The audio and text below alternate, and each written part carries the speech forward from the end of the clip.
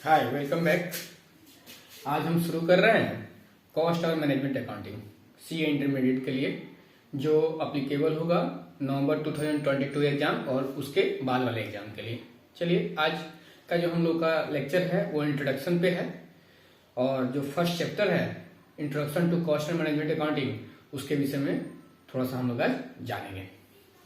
चलिए, सबसे पहले हम जान लेते हैं इसमें कौन कौन से चैप्टर्स हैं, एग्जाम पॉइंट ऑफ व्यू से क्या उसका वेटेज है। चलिए तो देखते हैं।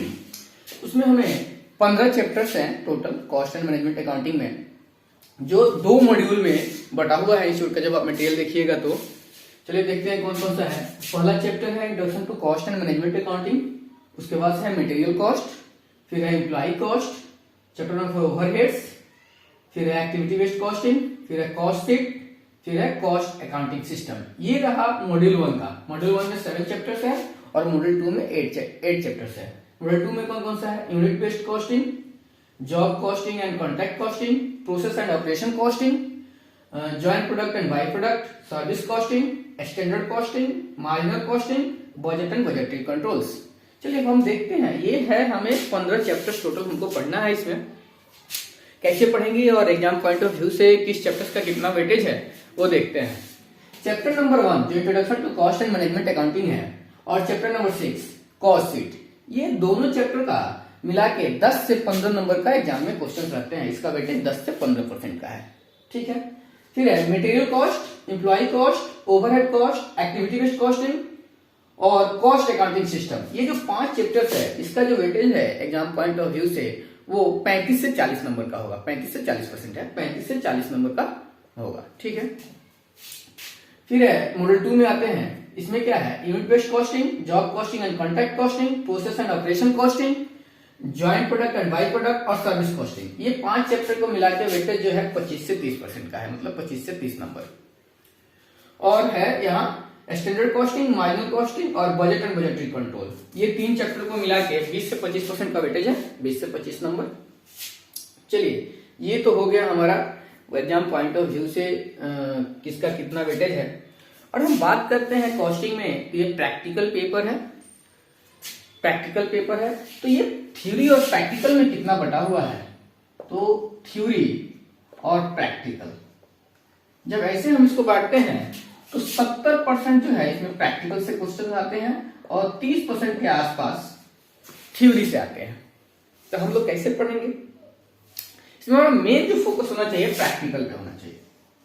लेकिन हम थ्योरी पे स्किप नहीं कर सकते कि हमकी थ्योरी 30% के लिए है, और दूसरा बात, जब तक हम थ्योरी जानेंगे नहीं, हमारा जो एक फाउंडेशन है वो सही होगा नहीं। तो हमें छोटी छोटी गलतियां हम करेंगे, या जब भी क्वेश्चन सॉल्व करेंगे तो छोटी छोटी बातों में हम फंस सकते हैं। तो इसमें जो थ्योरी पर्सन है, इसको हम 2 पार्ट में बांटते हैं। थ्योरी को 2 पार्ट में बांटते हैं। एक वैसा थ्योरी होगा जो हमारे प्रैक्टिकल क्वेश्चंस को सॉल्व करने के लिए एक बेस तैयार करता है, मतलब वो हमें जानना जरूरी है, तभी हम प्रैक्टिकल क्वेश्चंस को सही से सॉल्व कर पाएंगे। ठीक है। दूसरा थ्योरी है जो केवल थ्योरी पॉइंट ऑफ व्यू से है, एग्जाम पॉइंट ऑफ व्यू से है, उसको प्रैक्टिकल से कुछ लेना देना नहीं है। तो हम जब भी पढ़ना शुरू करेंगे तो इसमें कोई भी चैप्टर जब हम शुरू करेंगे तो उसमें 2 तरीके से पढ़ेंगे। पहला चैप्टर जब कोई भी शुरू करेंगे तो उसको 3 भाग में बांटेंगे। क्या?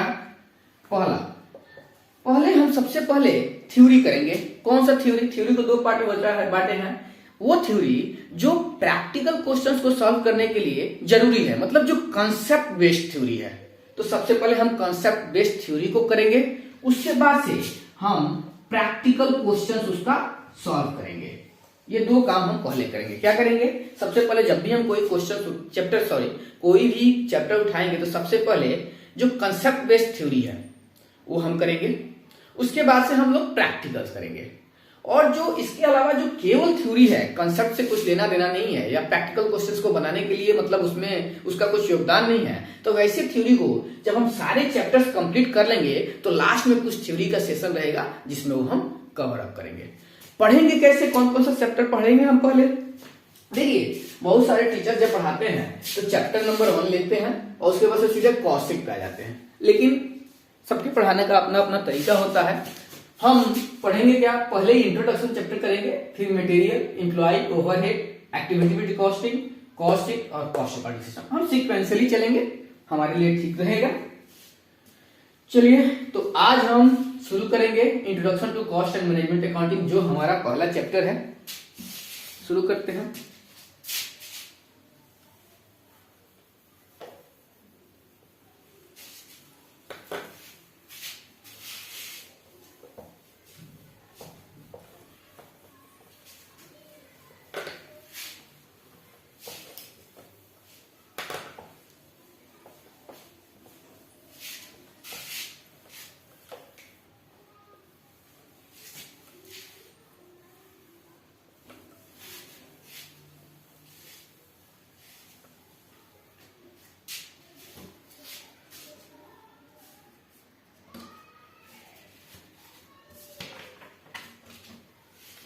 तो आज का जो हम लोग का फर्स्ट चैप्टर है introduction to cost and management accounting. इस चैप्टर के विषय में पहले हम लोग जानते हैं, ये चैप्टर पूरा थ्योरी बेस्ड चैप्टर है। हाँ, इसमें कुछ कॉन्सेप्चुअल थ्योरी है जिसे जानना हमारे लिए जरूरी है। ये केवल इसी चैप्टर में हमें मदद नहीं करेगा, बल्कि जब हम ओवरहेड्स या और चैप्टर से पढ़ेंगे तब उस समय भी ये जो इस चैप्टर्स में जो हम कॉन्सेप्चुअल थ्योरी, क्योंकि हम लोग अभी क्या बात की, थ्योरी को दो पार्ट में बांटेंगे, एक कंसेप्ट बेस्ड थ्योरी,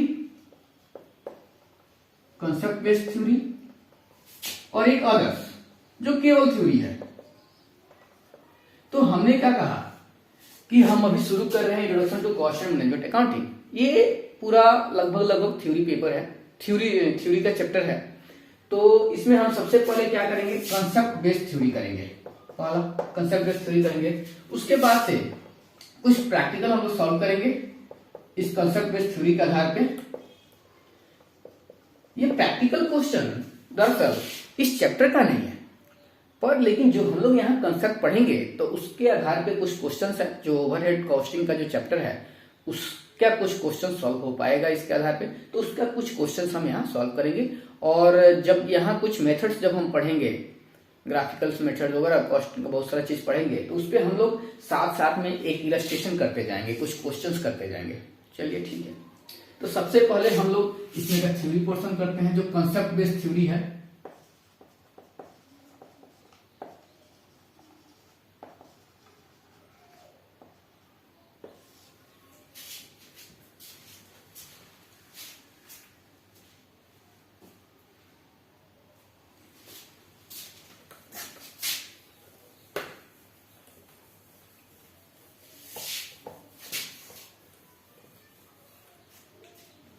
तो सबसे पहले कॉस्ट क्या है, क्योंकि हम लोग पढ़ रहे हैं कॉस्टिंग, तो कॉस्ट किसको कहते हैं।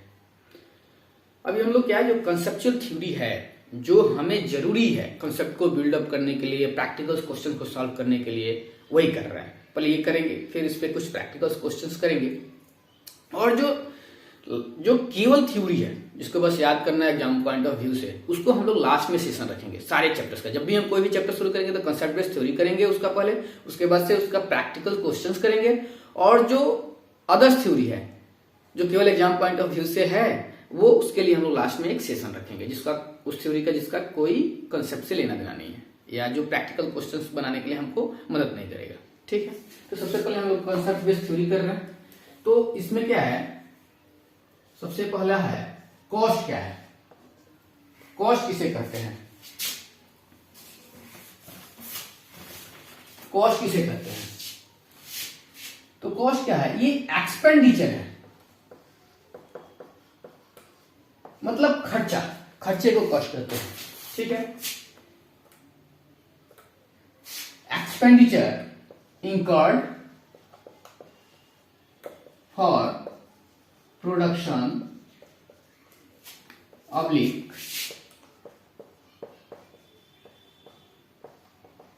मैन्युफैक्चरिंग ऑफ गुड्स,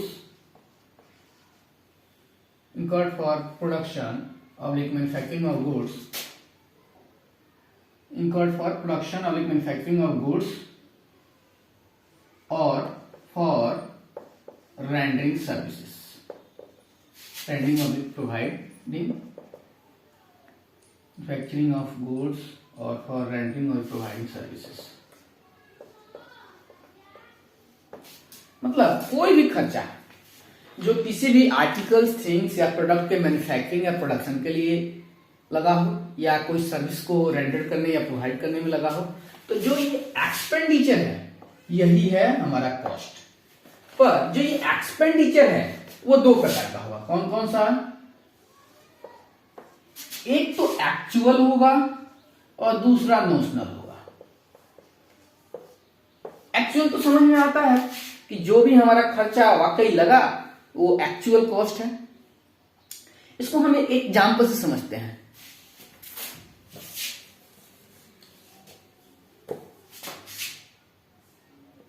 एक एक्स है,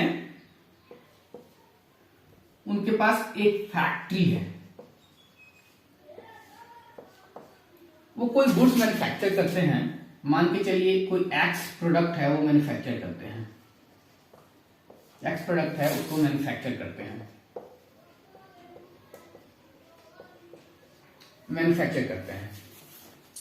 उनके लिए जो उनका कॉस्ट इस प्रकार से है। एक्सपेंडिचर की बात कर रहे हैं हम लोग, अभी एक्सपेंडिचर की बात कर रहे हैं। चलिए क्या है, पहला मान लीजिए मटेरियल का कॉस्ट है।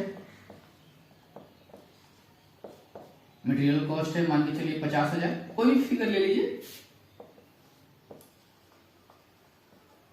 लेबर का कॉस्ट है मान के चलिए 30,000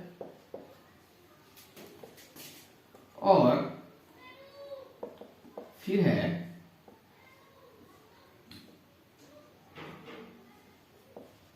रेंट है 50,000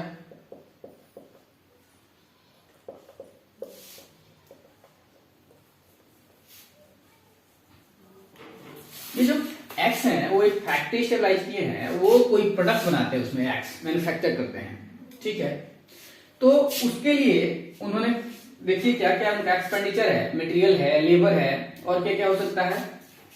चलिए यहां जो थोड़ा सा और क्लैरिफाई करते हैं, मैन्युफैक्चर करते हैं।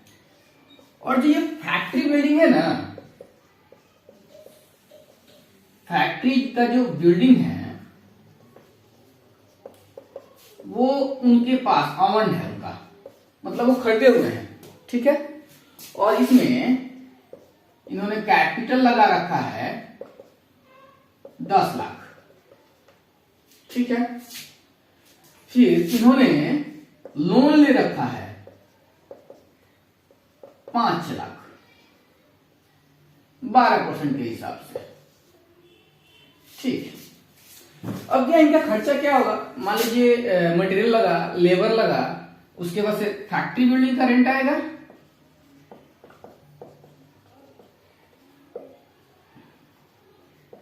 Factory building. चौथा इंटरेस्ट ऑन लोन। पांचवा इंटरेस्ट ऑन कैपिटल। अब हम इसमें बात करेंगे कि कौन कौन सा एक्चुअल कॉस्ट है। एक्चुअल मतलब जो वाकई लगा, उनको अपने भरना पड़ा। तो मटेरियल कॉस्ट जो है वो एक्चुअली उनका लगा, तो ये एक्चुअल कॉस्ट है, ठीक है, एक्चुअल एक्सपेंडिचर है। फिर लेबर कॉस्ट एक्चुअली उनको पेमेंट करना पड़ा, वो भी एक्चुअल एक्सपेंडिचर है। फिर ये रेंट जो है फैक्ट्री बिल्डिंग का, मान के चलिए 60,000 रुपया पर ईयर, ये उनका एक्चुअल कॉस्ट तो है नहीं। तो अभी हम बात कर रहे हैं एक्चुअल एक्सपेंडिचर का, ठीक है। अभी नोशनल पे हम गए नहीं। फिर इंटरेस्ट ऑन लोन, 5 लाख का लोन लिए हैं तो 60,000 रुपया लोन पे इंटरेस्ट लगा, तो ये एक्चुअल है, ये एक्चुअल कॉस्ट है। अब हम चलिए, तो ये 3 कॉस्ट है। मटेरियल का एक्चुअल एक्सपेंडिचर है हमारा, लेबर का कॉस्ट एक्चुअल एक्सपेंडिचर है, और इंटरेस्ट ऑन लोन जो है 5 लाख रुपए पर जो लोन लिया है ये एक्चुअल एक्सपेंडिचर है। इसके अलावा जो ये 2 कॉस्ट है, देखिए ये और ये कौन सा, फैक्ट्री बिल्डिंग। फैक्ट्री बिल्डिंग तो उन्होंने खुद खरीद रखा है, तो उसका रेंट तो एक्चुअली उनको लगता नहीं है, नहीं लगता। दूसरा कैपिटल उन्होंने 10 लाख रुपए का डाला हुआ है, तो उस पर उनको इंटरेस्ट तो लगता नहीं है, अपना डाले हैं कैपिटल। चलिए, तो ये जो 2 कॉस्ट है ना सर, जो ये फैक्ट्री बिल्डिंग का रेंट है और कैपिटल पे इंटरेस्ट है, मान के चलिए 10 लाख पे 12% से मानते हैं यहाँ, तो ये 1,20,000 और प्लस ये रेंट जो है फैक्ट्री बिल्डिंग का, मान के चलिए जो फैक्ट्री बिल्डिंग जो है ना, वो जो इनका कंपटीटर्स है या जिन इंडस्ट्रीज में है उनके लिए वो लोग रेंट पे करते हैं। चलिए तो मान के चलिए ये 60,000। तो मेरे कहने का क्या मतलब है कि जो एक्सपेंडिचर है वो केवल एक्चुअल एक्सपेंडिचर को ही कॉस्ट में कंसीडर नहीं करते, बल्कि नोशनल एक्सपेंडिचर को भी करते हैं। नोशनल, एक्चुअल का तो मतलब समझ में आया कि जो वाकई हमने खर्चा किया, जो एक्सपेंडिचर किया या पेमेंट किया, वो हो गया एक्चुअल। लेकिन नोशनल कॉस्ट क्या है? मेरे इतने बोलने का मतलब यही है कि मैं आपको नोशनल कॉस्ट समझाना चाहता हूं। क्योंकि जब भी हम कॉस्टिंग को लेके चलते हैं तो वहां दो प्रकार का कॉस्ट होता है, एक्सपेंडिचर होता है। एक तो एक्चुअल और दूसरा नोशनल। नोशनल क्या है कि जो वाकई हुआ नहीं है, वाकई इनको हुआ नहीं है, लेकिन उस कॉस्ट को हम कंसिडर करके चलते हैं। क्यों कंसिडर करके चलते हैं कि मान लीजिए जो उस इंडस्ट्री और भी जो उस इंडस्ट्रीज में है, सबका अपना ही तो नहीं होगा। कुछ लोग रेंट पे लेते होंगे फैक्ट्री बिल्डिंग को, सबका अपना कैपिटल भी नहीं होगा, हो सकता है कि तो इसके लिए जब हम कॉस्ट कैसे कंपेयर करेंगे? कॉस्टिंग का मतलब ही क्या है कि हम कॉस्ट को डिटरमाइन कर सके। मेन ऑब्जेक्टिव उसका वही होता है कि कॉस्ट को असरटेन कर सके। और तो जब हम कॉस्ट को कंपेयर करेंगे सेम इंडस्ट्री पे, तो कैसे कंपेयर करेंगे? इसलिए जब भी कॉस्टिंग में एक्सपेंडिचर होगा वो एक्चुअल और नोशनल दोनों होगा। नोशनल मतलब इमेजिनरी कॉस्ट, एक्चुअली लगा नहीं।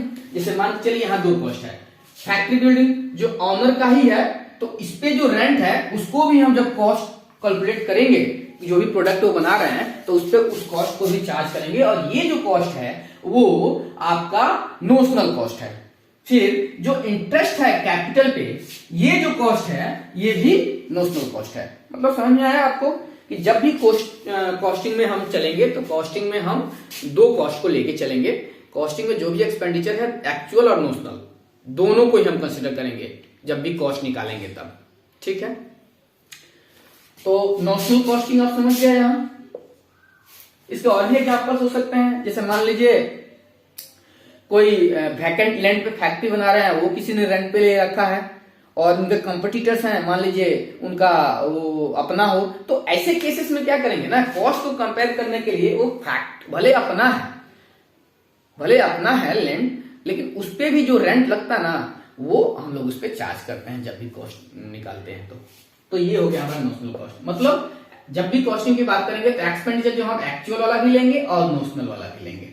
चलिए, तो ये हमने आपको बताया था कॉस्ट। तो कॉस्ट मतलब क्या है? कॉस्ट मतलब एक्सपेंडिचर, कोई भी गुड्स या सर्विसेज को बनाने या रेंडर करने में जो भी एक्सपेंडिचर लगा वो कॉस्ट है। कॉस्ट का मतलब क्या? कॉस्ट का मतलब एक्चुअल कॉस्ट भी, नोशनल कॉस्ट भी। जब भी आप एग्जाम में क्वेश्चंस आपके सामने आए कि जब उसमें कहीं दिया रहे कि उन्होंने जो कोई इस प्रकार का क्वेश्चन की जो मतलब फैक्ट्री बिल्डिंग है उसका जो अब ओन्ड है उसका रेंट इतना होना चाहिए या है, तो उसमें ये नहीं करना कि ये लगा नहीं पर एक्चुअली उसको पेएबल नहीं है, तो उस केसेस में आपको जो वो नोशनल कॉस्ट है उसको कंसिडर करना है। चलिए अब आगे चलते हैं।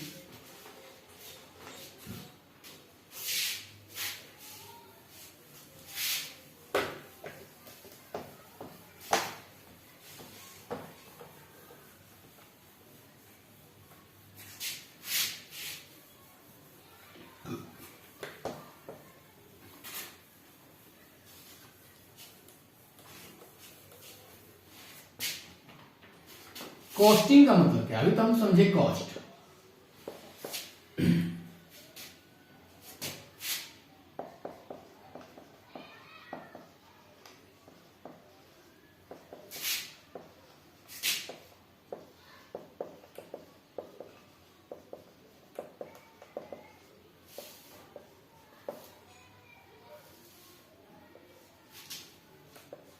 कॉस्टिंग का क्या मतलब है?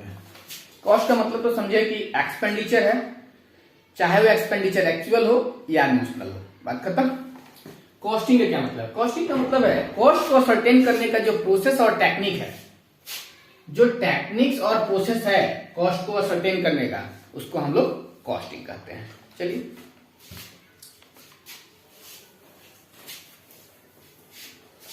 आगे चलते हैं। Objectives of costing cost accounting system.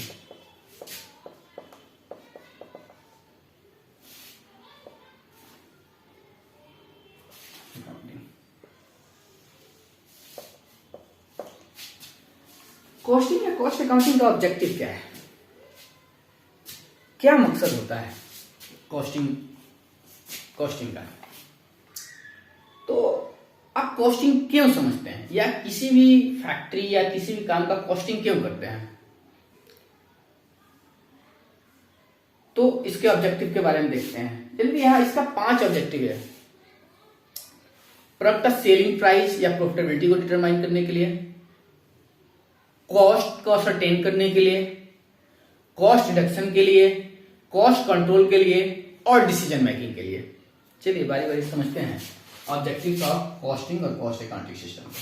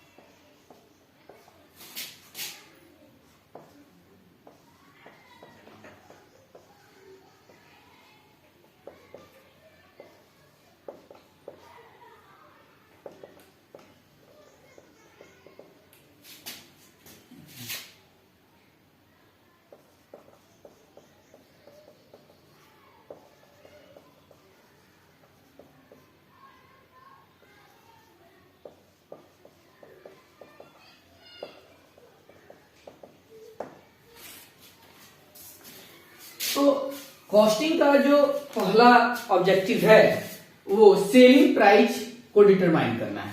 क्या है, जब भी हम कोई प्रोडक्ट का या सर्विसेज के सेलिंग प्राइस को डिटरमाइन करते हैं तो ऐसे तो नहीं रख सकते कि कितना भी रख लो अपने मन से। बहुत सारे चीज को कंसिडर करना पड़ता है। क्या क्या कंसिडर करते हैं, पहला तो हम सोचते हैं कि भाई मेरा कॉस्ट कितना लगा है, तो अपने कॉस्ट को कंप्यूट करते हैं। फिर देखते हैं कि उस पर हमको कितना मार्जिन चाहिए, उसको डालते हैं, तब हम सेलिंग प्राइस निकालते हैं। ठीक है,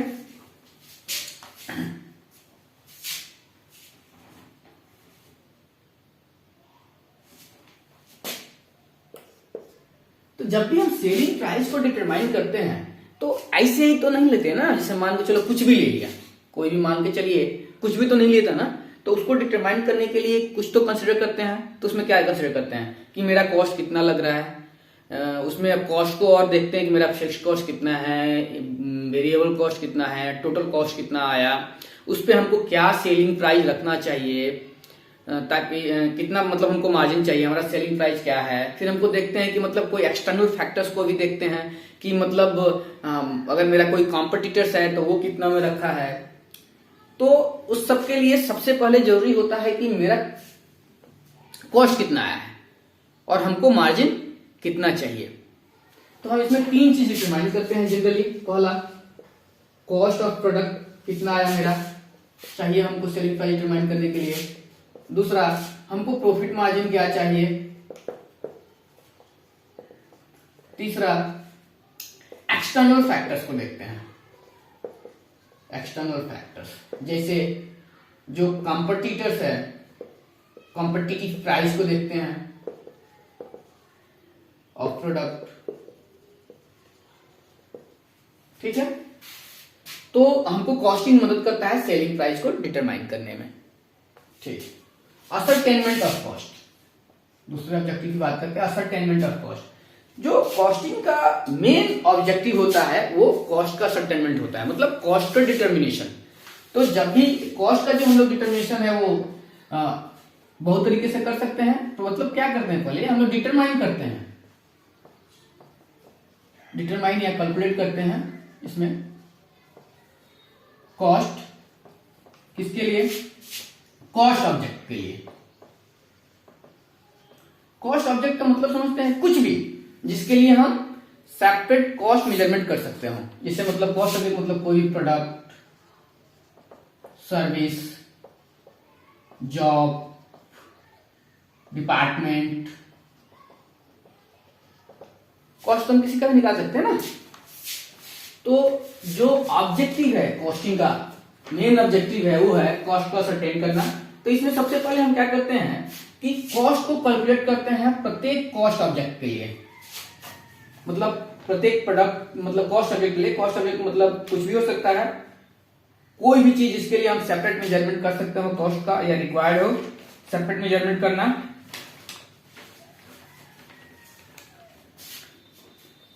ठीक है, इसमें सबसे पहले क्या करते हैं हम लोग, एक्यूमुलेशन ऑफ कॉस्ट करते हैं। Accumulation of cost,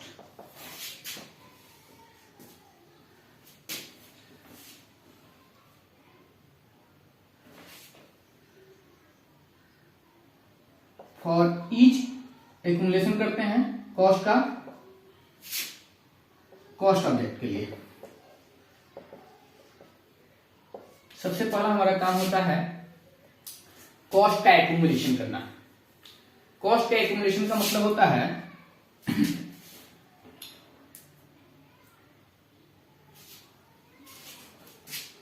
cost information को कलेक्ट करना।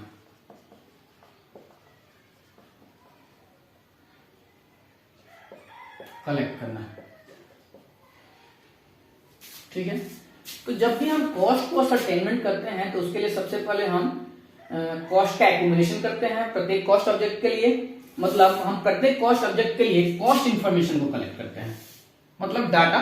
कॉस्ट इंफॉर्मेशन को कलेक्ट करने के लिए मतलब हुआ कॉस्ट का डाटा, मतलब क्या क्या हमारा कॉस्ट इसमें लगा हुआ है।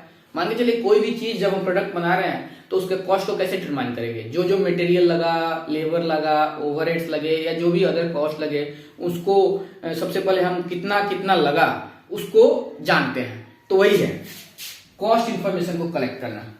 ठीक है, प्रत्येक कॉस्ट ऑब्जेक्ट के लिए। प्रत्येक कॉस्ट ऑब्जेक्ट का मतलब जो भी प्रोडक्ट या सर्विसेज आप बना कर यूज, मतलब जो भी प्रोडक्ट आप बना रहे हैं, मैन्युफैक्चर कर रहे हैं या सर्विसेज रेंडर कर रहे हैं, वो हो गया कॉस्ट ऑब्जेक्ट। तो उसके लिए हम सबसे पहले कॉस्ट इंफॉर्मेशन को कलेक्ट करते हैं। मतलब कॉस्ट इंफॉर्मेशन को कलेक्ट करना मतलब कॉस्ट डाटा को कलेक्ट करना, कि हमें ये गुड्स को बनाने के लिए या ये सर्विसेज को रेंडर करने में कौन कौन से कॉस्ट लगे, क्या क्या खर्चे लगे। तो सबसे पहला काम होता है उस कॉस्ट इंफॉर्मेशन को कलेक्ट करना, और उसके बाद से हम कॉस्ट को असरटेन करते हैं। जैसे मान लीजिए हम कोई प्रोडक्ट बना रहे हैं, कोई गुड्स बना रहे हैं, गुड्स बना रहे हैं, हम बेकरी बना रहे हैं, बेकरी बना रहे हैं। तो कॉस्ट को असरटेन करने के लिए सबसे पहले हम बोले कॉस्ट इंफॉर्मेशन को कलेक्ट करना। तो बेकरी, कोई गुड्स बना रहे हैं बेकरी, बेकरी क्या हो गया हमारे लिए, बेकरी के लिए हम कॉस्ट निकालेंगे, तो ये हो गया हमारा कॉस्ट ऑब्जेक्ट। कॉस्ट ऑब्जेक्ट, ये बेकरी में मान लीजिए हम गुड्स में पिज्जा बना रहे हैं, तो जो ये पिज्जा हम बना रहे हैं ये हो गया हमारे लिए कॉस्ट ऑब्जेक्ट। क्यों कॉस्ट ऑब्जेक्ट क्या हुआ कि कॉस्ट ऑब्जेक्ट का डेफिनेशन क्या है कि कुछ भी जिसके लिए separate measurement of cost required हो। तो जब हम पिज्जा बना रहे हैं और पिज्जा हम बेचेंगे तो ये हमारे लिए एक सेपरेट प्रोडक्ट है, एक प्रोडक्ट है। चलिए, तो ये प्रोडक्ट है और इसके लिए जब हम बेचेंगे तो इसका जब सेलिंग प्राइस या कॉस्ट को डिटरमाइन करेंगे सेलिंग प्राइस को डिटरमाइन करेंगे, उसके लिए पहले हमें कॉस्ट को जानकारी होना चाहिए। तो कॉस्ट ऑब्जेक्ट हुआ एक। कॉस्ट ऑब्जेक्ट क्यों हुआ, कॉस्ट ऑब्जेक्ट इसलिए हुआ कि कॉस्ट ऑब्जेक्ट का मतलब है कुछ भी गुड्स या सर्विस या जो भी चीज हो जिसके लिए separate measurement of cost required है, वो कॉस्ट ऑब्जेक्ट है। तो यहां हमारे लिए पिज्जा हो गया कॉस्ट ऑब्जेक्ट। ठीक है, तो असरटेनमेंट ऑफ कॉस्ट की हम बात करते हैं तो सबसे पहले क्या करेंगे, हमने बोला कि कॉस्ट इंफॉर्मेशन को कलेक्ट करेंगे। मतलब है कि इसमें हम पता करेंगे कि पिज्जा बनाने के लिए कौन कौन से मटेरियल लगेंगे। मान लीजिए मटेरियल है ए बी सी, फिर इंफॉर्मेशन चाहिए हमें इसके विषय में, कितने क्वांटिटी लगेंगे, क्या रेट है, क्या कॉस्ट आया इसका एक्सपेंडिचर, फिर इसमें मान लीजिए लेबर कितने लगेंगे और खर्चे कितने लगेंगे। तो ये जो डाटा है, कॉस्ट से रिलेटेड डाटा है उस पार्टिकुलर प्रोडक्ट या सर्विस के लिए, यहां हम पिज्जा मतलब पार्टिकुलर प्रोडक्ट की बात कर रहे हैं, तो ये पार्टिकुलर प्रोडक्ट के का जो कॉस्ट के विषय में इंफॉर्मेशन है। कॉस्ट इंफॉर्मेशन मीन्स ये रहा कॉस्ट का डाटा, इसको सबसे पहले हम कलेक्ट करेंगे। जब हम ये कलेक्ट कर लेंगे इंफॉर्मेशन, कॉस्ट के इंफॉर्मेशन को कलेक्ट कर लेंगे, मतलब कितना मटेरियल, कितना लेबर लगा, क्या रेट है, कितना टोटल कॉस्ट आ रहा है, पार्टिकुलर मटेरियल कॉस्ट कितना हुआ, लेबर का कॉस्ट कितना हुआ, और अदर एक्सपेंसेस है तो कितना हुआ, तब हम ये टोटल करेंगे तो हमारा कॉस्ट असरटेन होगा। मतलब असरटेनमेंट ऑफ कॉस्ट में पहला काम होगा कॉस्ट इंफॉर्मेशन को कलेक्ट करना, और उसके बाद से है इसको कैलकुलेट करना। असरटेनमेंट मतलब डिटरमाइन करना, मतलब कैलकुलेट करना। ठीक है, अब हम बात करते हैं, आप इसका स्क्रीनशॉट ले सकते हैं।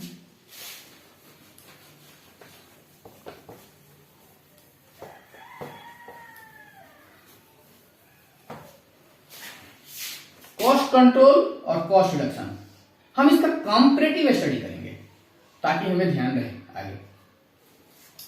अब यहां क्या है, कॉस्ट कंट्रोल क्या है, कॉस्ट रिडक्शन क्या है, दोनों में डिफरेंस है। कॉस्ट कंट्रोल में का मतलब होता है कि जो भी हम कॉस्ट इंकर्ड कर रहे हैं किसी प्रोडक्ट या सर्विस या जो भी है उसके लिए, वो प्री डिटरमाइंड कॉस्ट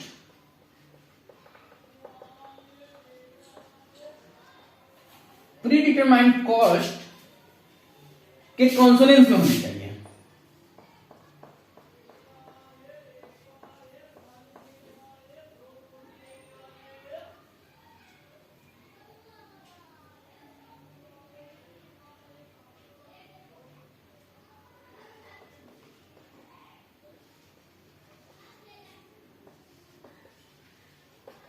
मतलब जो भी हमने प्री डिटरमाइंड कॉस्ट, मतलब समझिए कॉस्ट कंट्रोल और कॉस्ट रिडक्शन में क्या अंतर है। कॉस्ट कंट्रोल का मतलब है कि हमने कोई भी काम करने से पहले अपना एक कॉस्ट डिटरमाइन कर लिया, मतलब एक टारगेट कॉस्ट सेट कर लिए, या एक स्टैंडर्ड कॉस्ट हमने सेट कर लिया कि भाई हमको इस काम को 10,000 रुपये में कर देना है।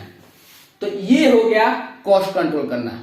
ठीक है, और कॉस्ट रिडक्शन का मतलब है कि हम उसमें अपॉर्चुनिटी को ढूंढते हैं कि कॉस्ट को हम कैसे रिड्यूस करें। लेकिन जब भी कॉस्ट को रिड्यूस करने का अपॉर्चुनिटी को ढूंढते हैं तो उसमें हम ध्यान रखते हैं कि जो ये कॉस्ट का रिडक्शन हो वो परमानेंट नेचर हो। यूनिट कॉस्टिंग का जो भी है, मतलब जो भी कॉस्ट का रिडक्शन हो रहा है वो परमानेंट नेचर का होना चाहिए। ठीक है, उसके बाद से ये एक, और जो प्रोडक्ट या सर्विसेज हम रेंडर कर रहे हैं या बना रहे हैं उसके क्वालिटी जो है डिटोरिएट नहीं होना चाहिए। ठीक है, अब दोनों को समझते हैं बढ़िया से। इसमें क्या करते हैं, कॉस्ट कंट्रोल के लिए स्टेप क्या है। तो सबसे पहले हम उसको एक स्टैंडर्ड कॉस्ट या टारगेट कॉस्ट सेट करते हैं, डिटरमाइन करते हैं। जब हम कॉस्ट कंट्रोल की बात कर रहे हैं तो इसमें क्या करते हैं कि सबसे पहले कोई भी गुड्स बनाने या सर्विस रेंडर करने से पहले सबसे पहला काम होता है कि हम एक उसका कॉस्ट डिटरमाइन करते हैं, मतलब एक स्टैंडर्ड कॉस्ट को सेट करते हैं या टारगेट कॉस्ट को सेट करते हैं कि भाई हमको इतना में ऐसे कर लेना है। सबसे पहला काम होता है उसका। और दूसरा काम क्या होता है उसमें, दूसरा होता है कि पहले तो हमने सेट किया स्टैंडर्ड कॉस्ट या टारगेट कॉस्ट को डिटरमाइन किया पहले, मतलब सेट कर लिया कि हमारा जो ये काम करना है हमको इतना में कर लेना है। ठीक है, जैसे मान लो कि हम वही पिज्जा का लेते हैं, पिज्जा बनाना चाहते हैं और पिज्जा के लिए हम बोले कि आज हमको पिज्जा बनाना है। ठीक है, तो जब हम कॉस्ट कंट्रोल की बात करेंगे तो इसमें पहले पहले काम क्या होगा हमारा, जगह नहीं है यहाँ,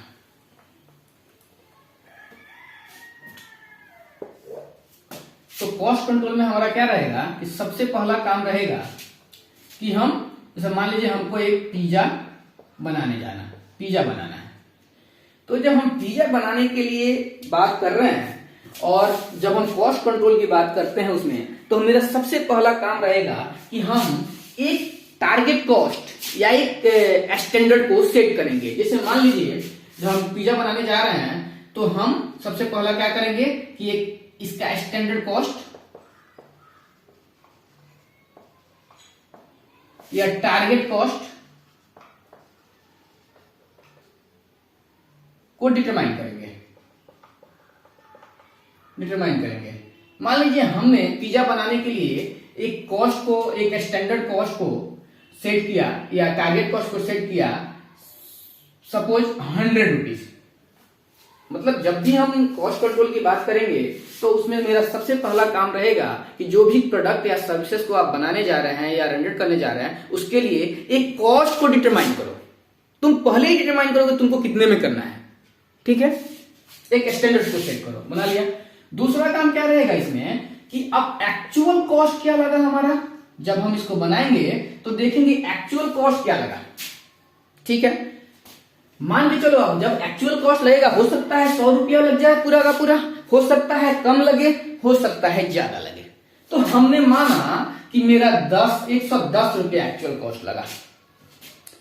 तीसरा काम क्या रहेगा इसमें, अब क्योंकि आपने एक स्टैंडर्ड कॉस्ट सेट किया या टारगेट कॉस्ट को सेट किया किसी प्रोडक्ट या सर्विस के लिए, पहला काम।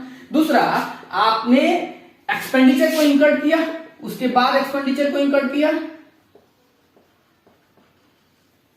जो एक्चुअल कॉस्ट होगा आपका, एक्चुअली कितना कॉस्ट इंकर्ड किए वो देखिए।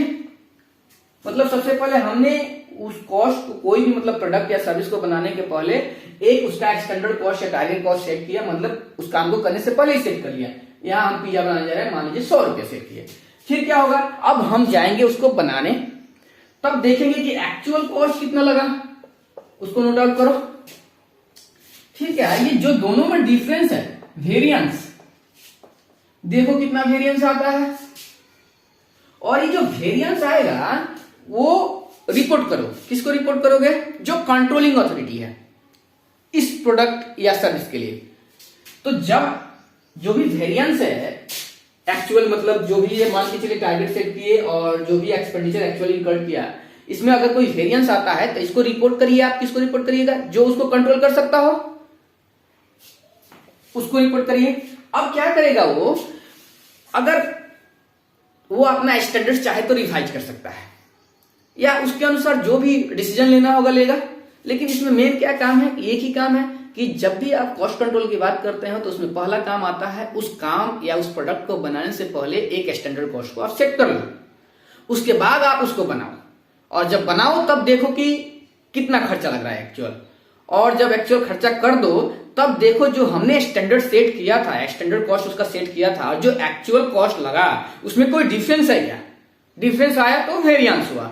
अगर वेरिएंस आता है तो आप उसको रिपोर्ट करो, जो उसके मतलब जो रेस्पॉन्सिबल है उसके लिए या जो उसको कंट्रोल कर सकते हैं। जब आप उसको रिपोर्ट करोगे तो जो भी प्रॉपर डिसीजन होगा उसके अनुसार वो लेगा। मन करेगा तो ये जो स्टैंडर्ड है उसको रिवाइज करेगा या जो अदर डिसीजन लेने होंगे लेंगे। मतलब इसमें कॉस्ट कंट्रोल का मतलब यही है कि जो कॉस्ट लग रहा है वो प्री डिटरमाइंड, मतलब उस काम करने से पहले जो कॉस्ट उसने सेट किया था उससे मैच करता है कि नहीं, ठीक है। तो इसको बोल सकते हैं, ऐसे लिख सकते हैं उसको, ठीक है। तो उसमें ये हो गया। कॉस्ट रिडक्शन में क्या मतलब है, कॉस्ट रिडक्शन का मतलब है उसमें 3 चीज लेके चलते हैं। सेविंग होना चाहिए यूनिट कॉस्ट में, और ये जो सेविंग होगा वो परमानेंट इन नेचर का होना चाहिए,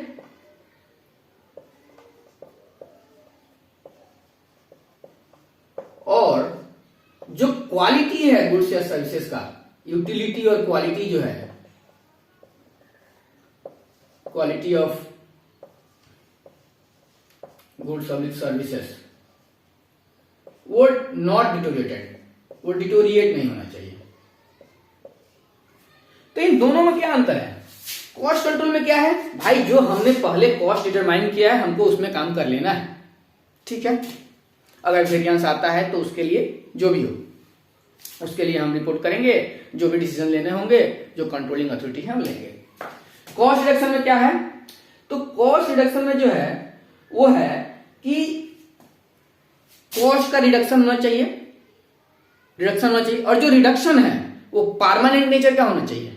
और जो ये कॉस्ट को जो हमने रिड्यूस किया पर यूनिट, वो जो है उसके लिए हमने जो प्रोडक्ट या सर्विस है उसके क्वालिटी में मतलब डिटोरिएट नहीं किए हैं, मतलब उसके लिए उसके क्वालिटी को खराब नहीं किए हैं, ठीक है। या उसका जो यूजेबिलिटी है, ऐसा मतलब प्रोडक्ट को मतलब क्वालिटी को डिटोरिएट नहीं किया है। मतलब क्या है कि इसमें जो नॉन वैल्यू एडेड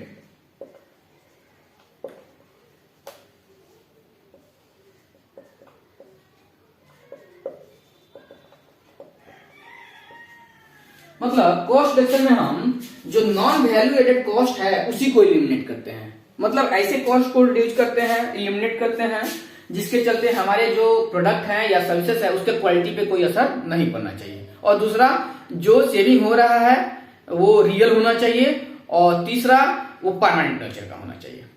ठीक है, इन दोनों का डिफरेंस की बात करें तो और बहुत सारे हैं, आगे हम लोग थ्योरी में पढ़ेंगे। अब क्या है assisting management in decision making. तो क्या है, जब कॉस्टिंग करते हैं तो जो कॉस्ट का इंफॉर्मेशन होता है वो प्रोवाइड किया जाता है मैनेजमेंट को, तो उसके हिसाब से वो जो भी प्लान करना होता है बिजनेस के लिए वो कर पाता है। तो इस प्रकार से वो मैनेजमेंट को असिस्ट करता है डिसीजन मेकिंग में।